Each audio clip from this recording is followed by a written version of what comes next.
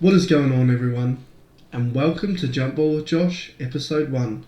I'm your host, Joshua Massey, and today we're going to be looking back at 2025 and talking about a few talking points and giving out some awards like MVP and all of that good stuff. So make sure you stay tuned to find out who I've picked. We started off 2025 with a few notable names missing.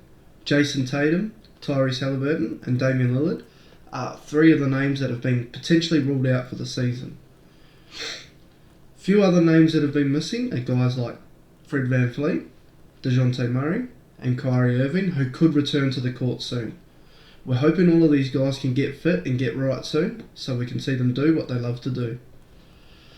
Jason Tatum is a big one, but the Celtics are still up there in the East. They're pushing for a top 4 seed and could make a run. That's been on the back of what Jaylen Brown's doing, and he's looking really good. Potential MVP for my liking. The Pacers, on the other end, have gone right to the back of the East. From a finals appearance, right back to the bottom. They look like they're tanking for a big pick. Will they use that pick? Who knows? They may trade it away to try and pair someone with Siakam and Halliburton next year. And Dame, Dame's been traded back to Portland, and we're looking forward to seeing him back next year with guys like Denny, Klingon, Shaden. I think that team has a lot of potential next year. Getting on to this season though, what's been happening and what's been going on. The Knicks won the NBA Cup. How good is that? Knicks fans finally have something big to cheer about. They beat the Spurs 124 to 113, and it was a game I love to watch. Jalen Brunson is cooking. And I think this is going to mean a lot for that core in there. OG, Mikal, Cat, they all need this just to spurt them along this season. And I really think they could use this as a jumping board towards a run to the playoffs. The Thunder went 24-1 before losing 3 times in 13 days to the Spurs. Shoutouts to the Spurs, man. The Thunder now are 28-5, but they still look good. At one point, I was looking at them to potentially break that 73-9. It's up in the air now. It's going to be a big effort to do it. Shea's been cooking there. They've got J-Dub back finally. They've had a few injuries to guys like Hartenstein. Chet's been in and out. So hoping they can stay fit, because if they're fit, I think it'll be hard to stop them for my liking. The Spurs, though, on the other hand, they look ahead of the timeline. I had them pegged for a middle of the pack, still a playoff contention, but probably not as good as they've looked this year. They've been the team that's looked comfortable the most against OKC, beating them 3 times, as I said, in 13 days. And they kind of made OKC just look really uncomfortable. The OKC didn't have an answer for them, especially Vic. Who does, though? They try to put a guy like Caruso on him, which we've seen in the past, but it just didn't work. And Vic was allowed to do what he wanted against them. But the Spurs, they look good. 6th rated in the league offensively and defensively. That's huge. And it's on the back of Wemby, as I said, averaging 24 points, 11.5 rebounds, and 3 blocks per game. That's huge. He's having a breakout year. And I think if he didn't get injured, he could have been in there maybe potentially for a MVP look. But right now, what he's doing is enough for his team to be relevant and be up there in the standings. Fox, on the other hand, is another guy that's just really leading from the front. Once they got him back, they really looked like a different team. 21.5 points. He's averaging 6 assists and 1.4 steals a game. Defensively, he's just keyed that team in the backcourt. And then you see it when they get Castle or Harper come in. They bring a different style to the game. And it's just like a 1-2-3 punch almost, you know what I mean? Like they play different styles of game, but it works for what the Spurs are trying to do. I like what they're doing this season, and I could see them making a deep run and potentially being the thorn in OKC's side. So look for a good series there. If both teams are healthy, I think that could be a 7-game series for the ages. moving on to the Pistons, they sit first in the East, 24-8. Ninth rated offense and a second rated defense. That defense looks tough, man. They're turning the ball over. They're making teams make mistakes, missing shots. They're giving nothing away. That's a young team over there. That's defensive ID is huge. They got a core over there built in, and Pistons fans deserve this. You know, they've been through a lot of rough years, and I think they finally deserve a team that's doing what they're doing. They're gritty, they're grimy. They look like a team that could really just go to war in a 7-game series. Wouldn't let you get much. They would tire you out. They would just be bodies on you all series. And it's good to see a team like this coming out. You know, we're used to teams like the Knicks, the Celtics. You know, they're always up there. So a team like the Pistons, a young team that are coming through, I'm enjoying it. Cade has been killing it. Another guy that you could talk about for MVP. 26.5 points, 9.5 assists, 1.5 steals. And Jalen Duren is another guy that you could talk about for most improved. He's averaging 18.2 points and 4.5 offensive rebounds per game. They are just not letting anybody rest on the defensive end. When they're putting up shots, they're getting them back. They're putting them up again. You know, they're just second. They're second in the league in offensive rebounds. So I like what they're doing there. Duren, you know, he's a tough man. And then you get Beef Stew coming off the bench, just giving you another in-your-face presence. The defensive identity, you know, there with Asar, Ron Holland, they're all doing their job. They come in, you know, they're just making stops. They're doing they're making you uncomfortable, and then they're going to places that not a lot of teams like to go. I've enjoyed watching them, and I think they could be another team that hopefully sticks with it. Their youth coming into the playoffs might be a concern. They had the playoff series last year, so I think I could see them doing something dangerous this year.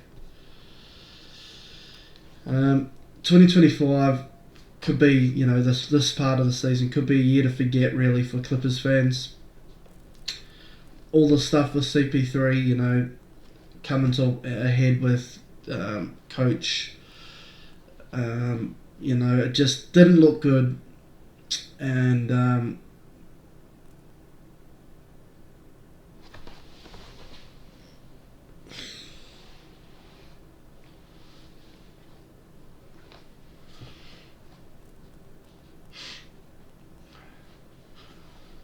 moving on to the Clippers, it could be a year to forget really for...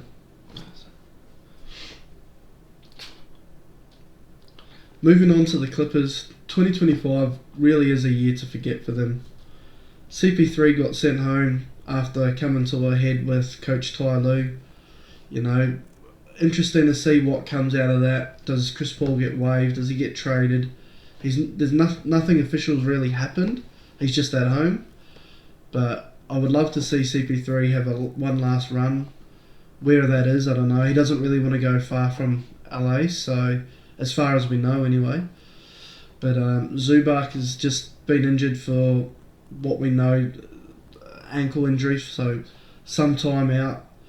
They don't own their pick, so Thunder could have potentially a really high pick again next year. This is from the Paul George trade that's still paying wonders for OKC. But the Clippers, man, they just look terrible. They don't look in the game defensively. They just look like they switch off. They're so bad. They're not communicating on the defensive end. But Harden's still doing his thing. 26 points, 8 assists a game. You got Kawhi that's doing 27 points, 2 steals a game. He had that massive game the other day, 54 points, 10 rebounds, 5 steals, 3 blocks. So he's definitely cooking, trying to make something happen. Is it too late for them? Probably. They might be able to make a run for the play-ins, but I can't see it. Unless they turn their defensive identity around, they're going to be that team that just continues to get hammered, has a good win, but is really a league punching bag. 2025 could also be a year to forget for Dallas fans, and it should be a year to forget for Dallas fans, apart from the fact that they got Cooper Flag. They traded for Davis, let's not talk about that too much, but he's missed 18 games. The team's 12 and 22, excuse me, and they've got the 10th rated defence in the league. Everything else stinks. Cooper Flag has obviously been the talking point. 19 points, 6 rebounds, 4 assists. And I've liked what Cooper's done. You know, they started him at point guard. Maybe it wasn't a great experiment, but it probably gave him the feel for the league that he needed. Now he's back at his natural spot and he's just scoring. He's looking aggressive. He's doing what he needs to do. There's guys around him that are, you know, they're fitting the mould of what they need around Cooper, and it's just going to take time. What they do with Davis, who knows? We're hearing trade rumours, potentially the Warriors, potentially back to Chicago. There's a lot of rumours flying around of where Davis could end up. But yeah, apart from getting Cooper Flag, 2025 is one to forget for Dallas fans. Max Christie is shooting well though. He's 5th in the league, shooting 46% on 5 3 points a game. 5 3-point attempts, sorry. So that's huge for Dallas. What they do with him there, you know, he could look like a key part around what Cooper Flag does. When they get Kyrie back, when that is, I'm not sure. That could be another key little moment for Dallas. But yeah, definitely something to look forward to is Cooper Flag. He's a generational talent. Loving what he's been doing. But yeah, Dallas fans, I feel for you. And then the Bucks, man, who knows what they're doing right now. There was talks Giannis just wants to win, and that's not what they're doing. They're 14 and 9. They're bottom 10 offense. Like, they just stink. Giannis has been doing what he needs to do. He's missed a few games, and then the team just goes missing. Obviously, guys like Ryan Rollins have stepped up. They're most improved candidates. Kevin Porter Jr. on the defensive end, he's averaging something like 2 steals a game, which is huge for a young fella like that. But they're just not doing much else. Where do they go from here? I'm not too sure right now. Maybe looking at trading Giannis like the talks are. But it's going to take a big trade for them to want to trade Giannis. And then where do they go from there? You know, they're going to want some picks back. They don't control a lot of their picks over the future, so they're going to want some picks back to try and counterlever the potential loss of Giannis. And the team just really isn't set up to make a run regardless. If you trade for, let's say, Davis, or if you trade for somebody else in the league, you're going to want to haul back. But the team just really isn't set up. They got Miles Turner. He's been doing his thing, but it's just not enough. Especially, even though the East is wide open, I don't feel like it's enough for them right now. So yeah, there's a lot of thinking to do up there in Milwaukee. I hope they get right. I hope Giannis stays, because Giannis is. You just think of Milwaukee and you think Giannis. He's the identity behind it all. He got them that championship. He's been going for them. He's just been bleeding for that franchise. So hopefully they can figure it out, get some pieces around him and move forward. This year though, I just see this as a gap year for them, but see what they can piece together for next year. Righto, the main reason we're here is to hand out awards, MVP, all of that good stuff. So let's start off with the main one, MVP.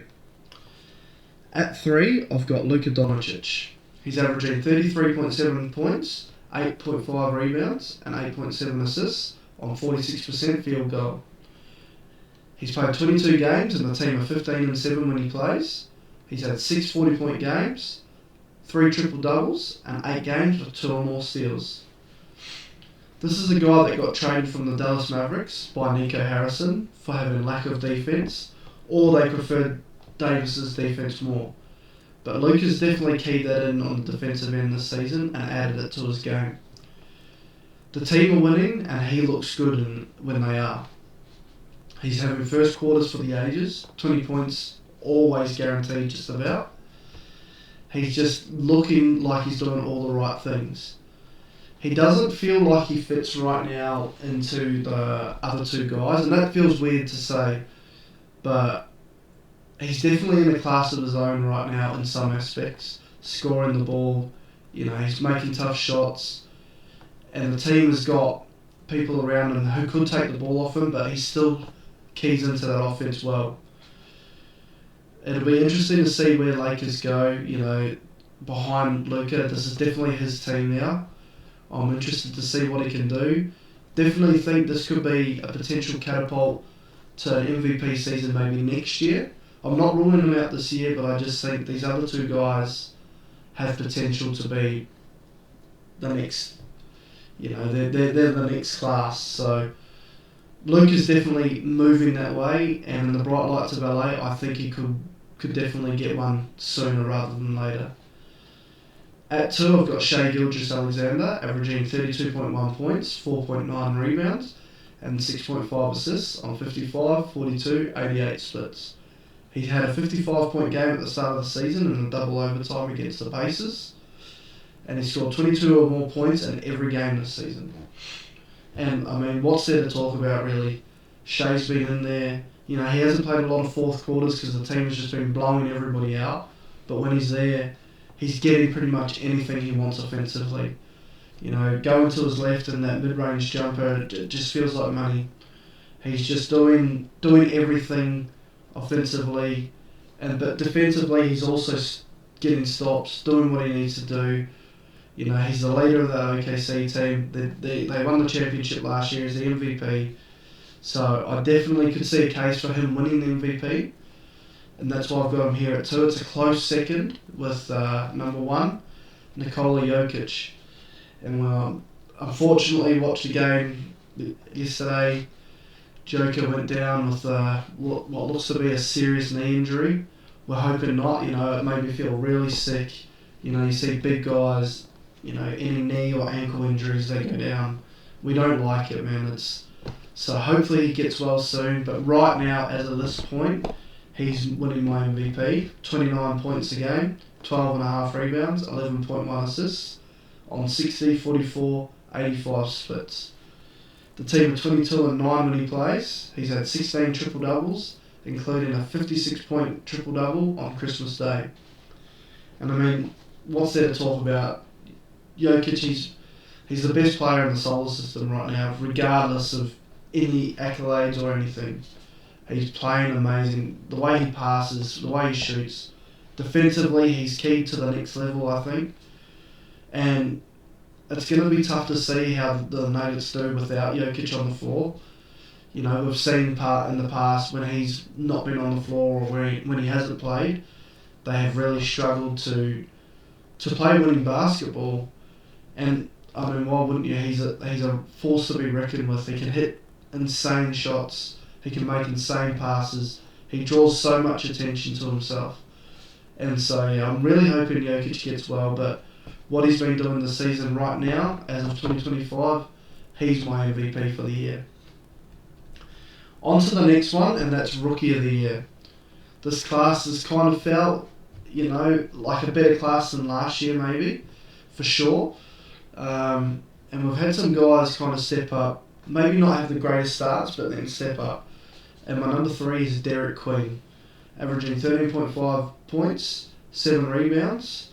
He didn't start initially, and then once they sacked Willie Green, he's come in and he's had 21 starts and looked really good.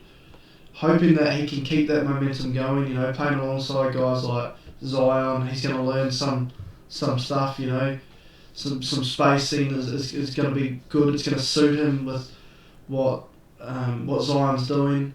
You got a guy like DeJounte potentially coming back, so they will definitely key into his growth. Jeremiah Fears is over there too. He's done some good things this year. I think they've struck some gold with Derek Queen, and if they keep persisting with him, I think they definitely can. He'll be the next step, in what they need to do to get back to winning basketball. At 2, I've gone with Con Knippel, averaging 19.3 points on 42% three-point shooting, He's had 23 games where he's hit 3 or more 3-pointers. And he just shoots with insane confidence. We knew this coming in, but normally rookies, they struggle to get acclimatised to the league. You know, more defensive pressure, all of that stuff. You know, but his shot's been keyed in. He's been hitting them. It's just unfortunate that Charlotte aren't winning, but he's hitting the shot. It's going in. He's got confidence to do it, and I think it's just going to grow more and more and more.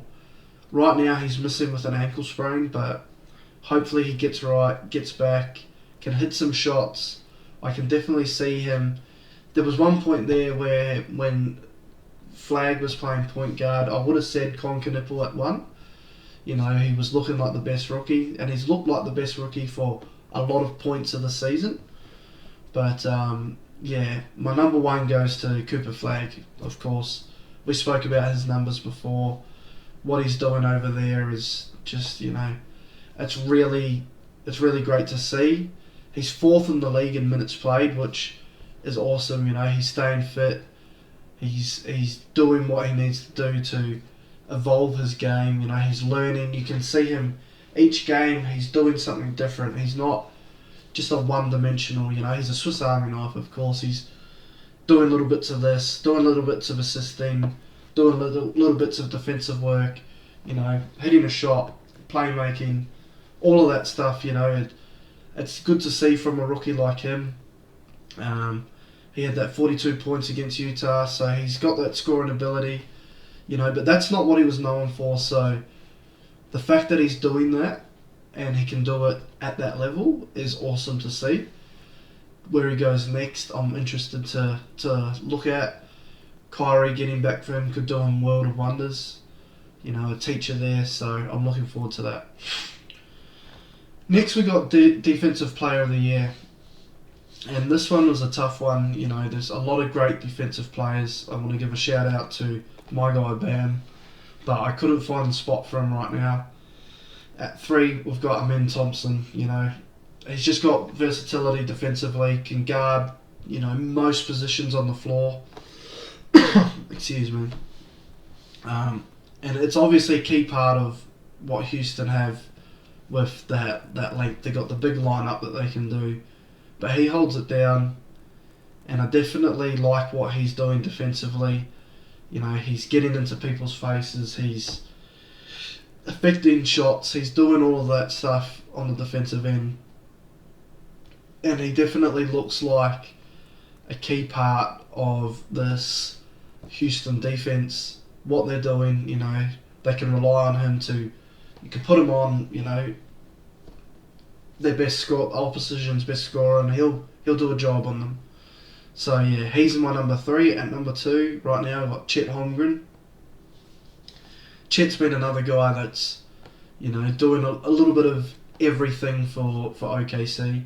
You know, he's getting into people's faces, blocking shots on the defensive end, and that's what their identity is. They feel like they're just built on defensive pressure, and he's standing there, he's blocking shots, you know, he's guarding that paint, and it's good to see someone like Chet. You know, he can go down one end of the court, hit a 3, come back, get a block. He's doing that, and I feel like his game is ready to go to the next level defensively. With guys around him like Lou Dort, you know, J-Dub, all of those defensive-minded guys, he's elevated his game to the next level, and the only thing stopping him from winning this is staying on the court and the number 1 guy, Victor Wembanyama.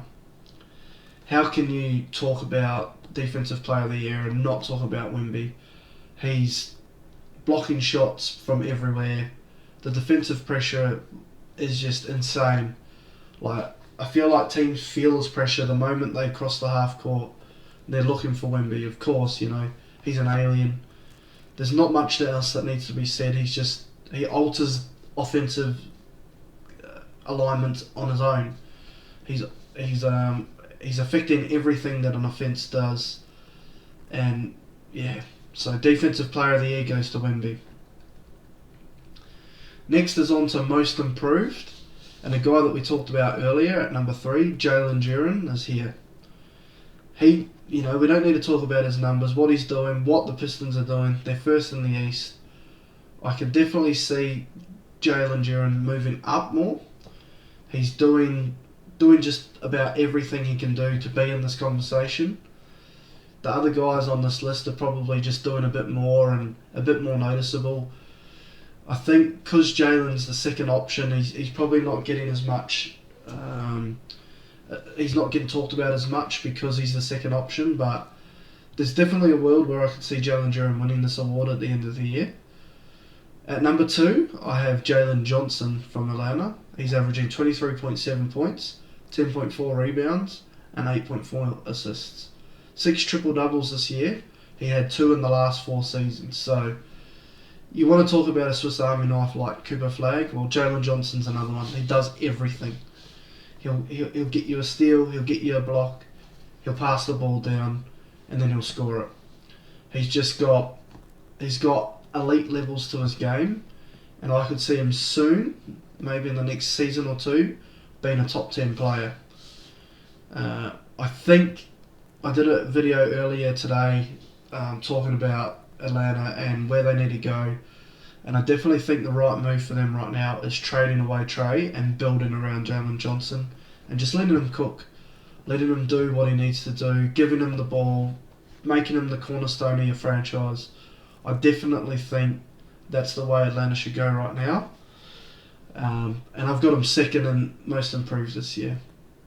And at first is that boy out in Portland. He'll get a lot of love on this podcast. It's Denny Avdia.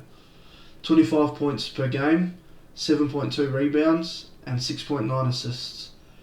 He's third in the league for free throws per game.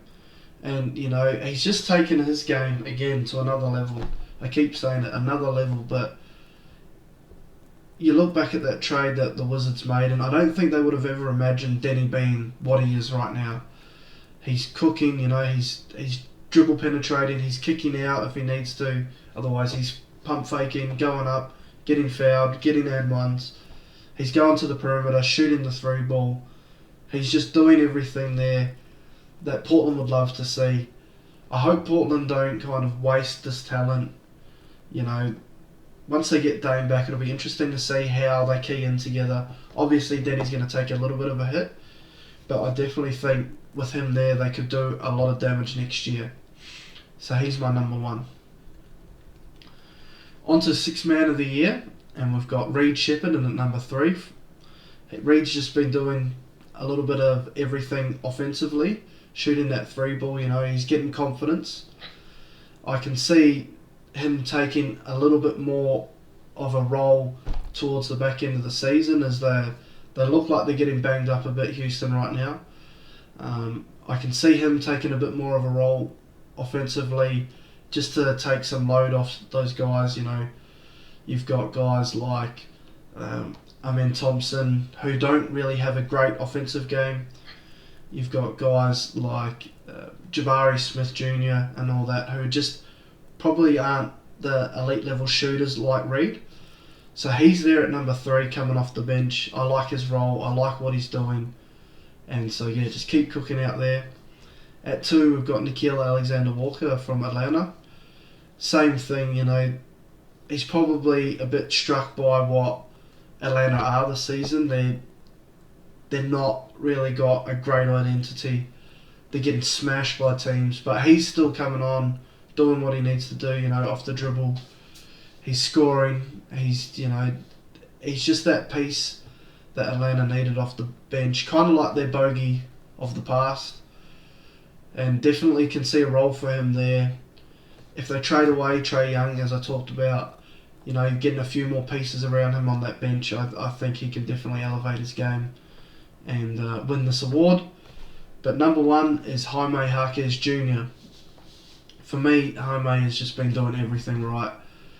Same thing, Miami have kind of been up and down, but he's just been scoring. He goes to that paint, he gets north-south, and he doesn't really stop. He's averaging 16.4 points, 5.4 rebounds, and 4.8 assists, and he leads the league in points off the bench. And everything he's doing just kind of signals, sixth man of the year to me. He'd get an injury, he doesn't go into the starting lineup. It's kind of like they've said, you're our sixth man, no matter what. Kind of like what they did with Tyler Hero a few seasons ago. They've just kind of said, here, let's give you this role. That's your role no matter what. No matter what injuries come, you're just going to play that role. Keep cooking, keep doing what you need to do. Getting the bench involved. He's facilitating. He can hit the three ball, not well, but he's been hitting a few threes. He gets to the line, gets those feet in the paint, and he just kind of does what he does best. So yeah, he's got my six man of the year.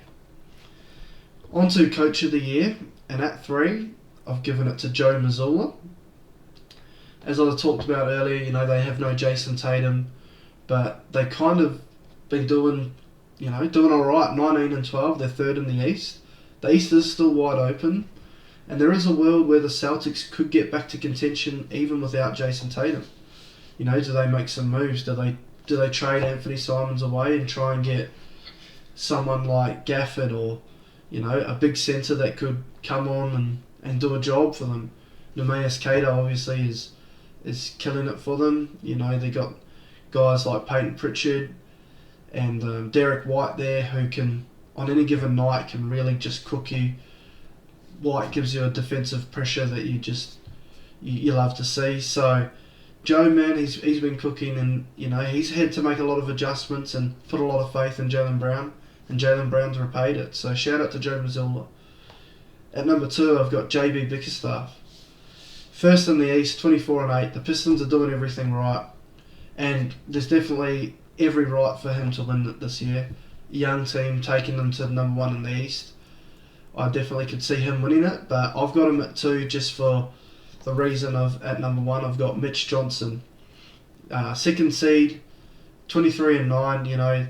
The Spurs have been the thorn in OKC's back, and that's why I have to give it to them. There was a point where we were talking who's going to beat the Thunder, and then the Spurs go and beat them 3 times in 13 days. And for me, that's enough for me to say Mitch Johnson has got everyone on the same page. They're doing the right things. The rotation is right.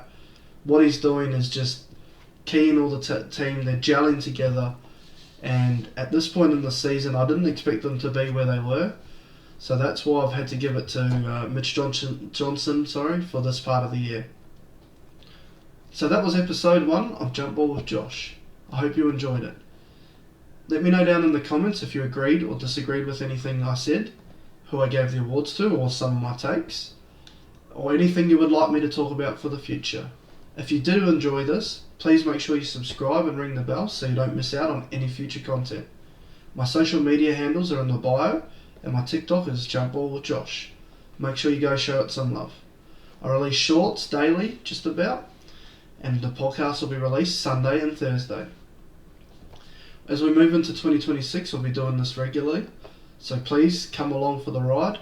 Give me any feedback that you want, anything you want me to talk about, and hopefully you'll see it soon on the podcast. This is Jump Ball with Josh. Thank you for being here.